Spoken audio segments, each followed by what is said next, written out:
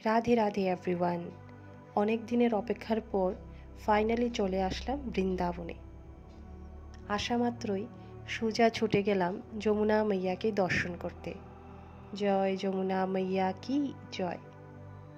এর আগের বার যখন এসেছিলাম যমুনা নদীর তটগুলো বেশ বড় বড় ছিল, কিন্তু এবার এসে দেখি যমুনার পাড় ভেঙে আছে, কিছু কিছু জায়গা ধস পড়েছে।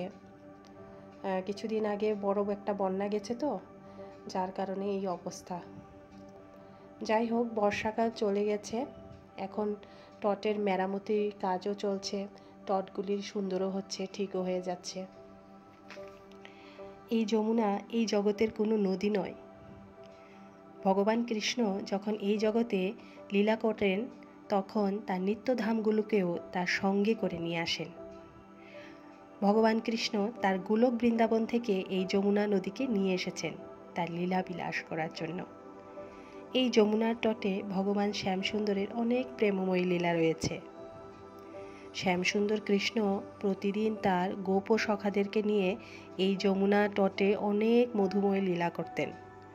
গোপ সখাদেরকে নিয়ে গোচারণ করতেন, এখানে এসে মধ্যাহ্নের ভোজন পেতেন।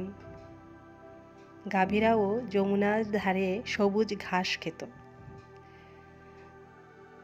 যমুনা মহারানীর আরেকটি নাম হচ্ছে কালিন্দী।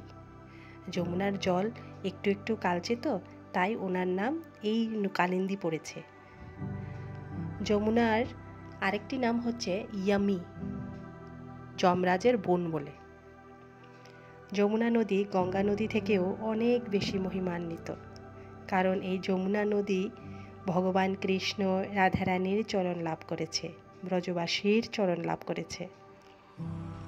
তাই শাস্ত্রে বলা আছে, কেউ যদি বৃন্দাবনে এসে যমুনা নদীতে একবার স্নান করতে পারে তাহলে তার কৃষ্ণ ভক্তি লাভ হয়, যার ফলে সেই ব্যক্তি জন্ম মৃত্যু জরাবেধি চক্র থেকে মুক্ত হয়ে ভগবান কৃষ্ণের চরণের প্রাপ্তি হয়।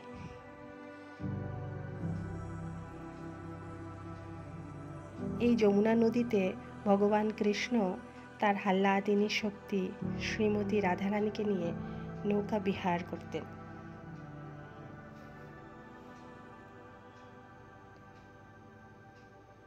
যমুনা মাকে দর্শন করতে করতে কখন যে সময় চলে গেল তা বুঝতেই পারলাম না। তো আমরাও ভাবলাম একটু নৌকা বিহার করি।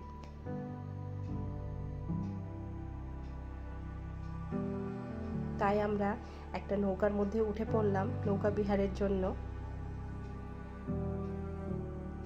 সবাই আরতি করছিল, আচমন করছিল, আমরাও কিছু আচমন করে নিলাম।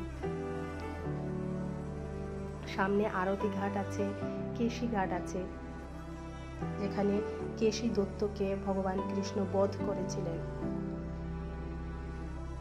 আর আরতি ঘাটে প্রত্যেক দিন যমুনা মহারানীর আরতি হয়।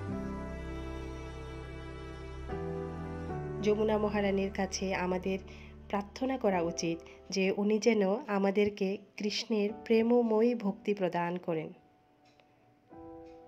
যাতে করে আমরা এই দুঃখালয় সংসার থেকে মুক্ত হয়ে চিরতরে রাধারানী ও কৃষ্ণের কাছে চলে যেতে পারি।